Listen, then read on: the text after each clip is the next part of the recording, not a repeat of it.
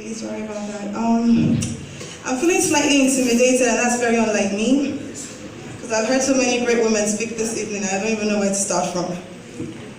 But I guess introductions are always a safe point to begin. So my name is Rinsola Abiola. I'm a public relations practitioner and an advocate for gender equity and youth inclusion in government. I currently work as a special assistant to the Speaker of the House of Representatives, Right Honorable Yakubu Dogara, and I'm also the youngest member of the Board of Trustees of the All Progressives Congress. Thank you.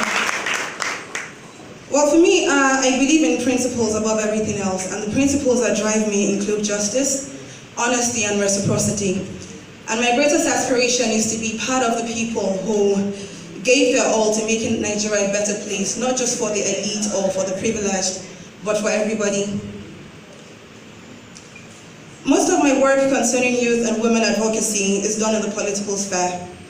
As a youth activist, I called for the inclusion of young people in politics and governance, and the desire to practice what I preached later led me to join a political party. My foray into politics began in 2013 when I served as a founding public relations officer of the All Progressives Youth Forum, a youth support group for the All Progressives Congress back when the APC was still in its formative stages. As months passed by, one thing that continuously nagged at me was the glaring lack of representation of young women in the party's political space. And I felt we had to do something. It was very important to get more young women involved, because as far as I'm concerned, youths are young men and young women, not just young men alone, and I wanted to do something about that. So under the guidance of the then interim national women leader, Barrister Sharon Ikezo, at the International Republican Institute, we founded the APC Young Women Forum. It serves as a support group for the party, but most importantly, it is a platform for mentorship and a vehicle for getting more young women to join mainstream politics. Why young women? It's a question I was asked a lot of times. But the fact remains that one of the reasons why we don't have so many women in the political space today is because the desire to be part of politics or the desire to lead is not something that we nurture in women, in girls right from childhood. And that is one of the reasons why I have my niece here today. On certain occasions, she has gone with me to the office. She's fully aware of all my activities. She goes to school and she tells me, my teacher said they saw you on TV yesterday talking about APC. My niece went to school, they were talking about career day, and she told me that she was surprised that no one in her class said they wanted to be politicians when they grew up. So when we talk about mentorship, it's very important to catch them young. And it's good, I believe, that at least I've been able to nurture that seed, plant that seed in her, for her to know that if she wants to be a politician in future, it is a field of endeavor that she can explore.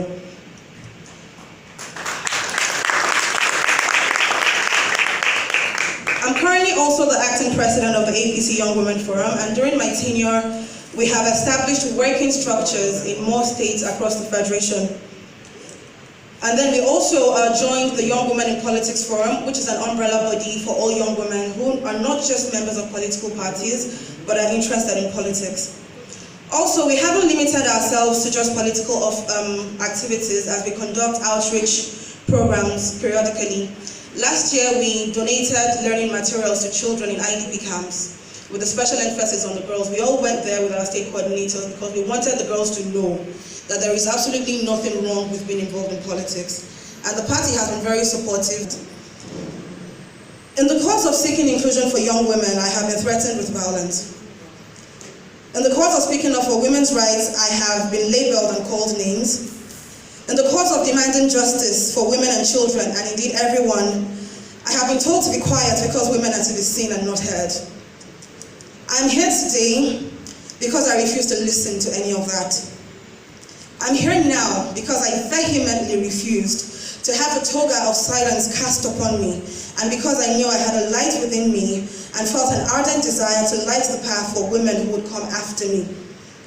I stand before you now because I took charge of my life and relentlessly pursued my dreams. And it has not been easy, but it has certainly been worth it. They say a ship is safe in harbor, but we all know that that's not what ships are made for. I stepped out of my comfort zone and set about achieving my goals. And while I really may have not achieved a lot just yet, I believe that the future holds beautiful, fulfilling surprises. Tonight, I call upon each and every one of us, all the men, all the women, everybody present in this room. Let us together press for progress in politics, in education, in wealth creation, in empowerment. Let us press for progress in all areas where women are grossly underrepresented, because we owe it not just to ourselves, but to our daughters, our nieces, our friends, the ones who look up to us. We owe it to the future of this country to establish a society where we have gender parity across all sectors of our national life. We owe it to this country to have more women in parliament so that the bills and the laws that affect us get speedy passage. We owe it to the future of Nigerian women. We owe it to daughters I don't even have yet. We owe it to this country. We have been great. My history, I can refer to Fumilayo Ransome-Kuti. She was a very great woman. We talk about Margaret Echo. We talk about Hajia Gambo Sawaba. These are women that have lived. They did something, they fought for us all. It was not easy. And we have to pick up from where they left off. On Thursday, I asked a question. I said, how do we get more young women to join politics? Was this the same challenge that older women politicians had? And they said it's something that has always been with us. And as far as I'm concerned, I did not come to Nigeria during this lifetime, during this period, for people like my niece to grow up and still have those kind of challenges getting women into politics. It's something that we need to tackle, and it is something that we need to tackle now. So I've had a lot of people say professionals, politics is not for us, it's a dirty game.